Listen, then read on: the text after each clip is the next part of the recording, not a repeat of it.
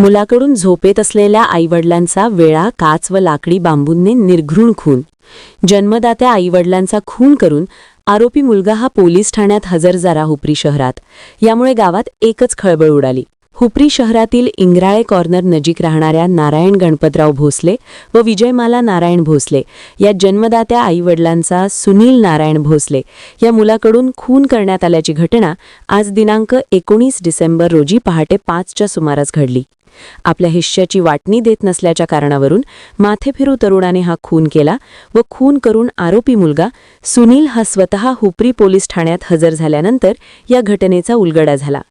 या घटनेनं हुपरी शहर हादरले असून हुपरी पोलीस व फॉरेन्सिक विभागाची टीम घटनास्थळी दाखल झाली असून यावेळी घटनास्थळावर जिल्हा पोलीस प्रमुख धीरज कुमार व उपाधीक्षक विक्रांत गायकवाड यांनी भेट दिली.